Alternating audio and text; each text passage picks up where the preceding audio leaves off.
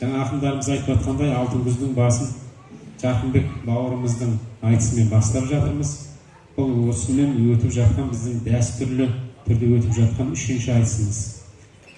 Мұны жаңағы ақындар өздері айтты ғой, бұл ел ауданды бөлсе де ақынды бөлмейтін елді.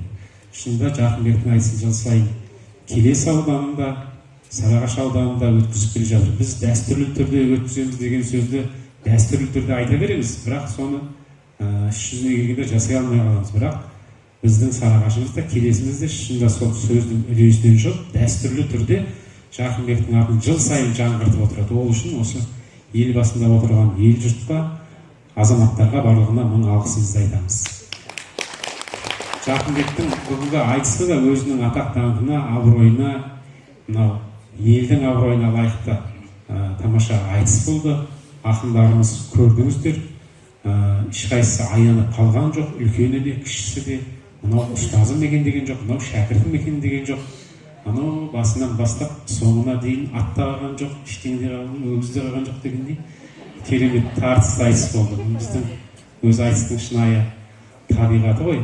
Ал енді бұл жердің Сарыағаштың жеңісі, осы айтысқа Сарыағаштың бір емес 4 баласы қатысты.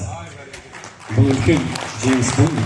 Мына айтыстың осы дәстүрлі өткеніне осы жеріне қуану керек. Бұл айтыс осы елдің балдарын шыңдап береді. Басқа жердегі айтысқа Сарыағаштың 4 баласын қатыстырып отырмайды ешкім.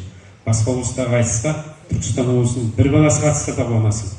Ал мынау Сарыағашта өткізген айтыс, Келесте өткен айтыстарға жаңа айтып жатырмыз. Көктемде ғана осы Жарқынбек бауырымыздың Димаштың тұсауын кестік. Дәл бүгін көріп отырмыз, арада 3-4 ай өткен кезде әпейжіктер төселіп қалған кәдімгідей әдемі айтыс жасады. Сондықтан бұл елге, жұртқа өте құтты айтыс болды деп есептеймін. Алла Жарқынбек бауырымыздың алдынан жарылқасын, Жарқынбектің орнын басатын, ізін басатын орында бар оңалар дейді, артында келе жатқан тайқұлындардың өмір жолында, өнер жолында ғұмырлы етсін. Жарқынбектің жарқын бейнесі мәңгілік жадымызда. Мынау Жарқынбекке арналған жыр бәйгесі тоқтамасын деп тілек айтамыз. Рахмет баршаңызға. Сізге үлкен алғыс білдіреміз. Олай болса көп ұзатпай марапаттауға көшсек деп отырмыз.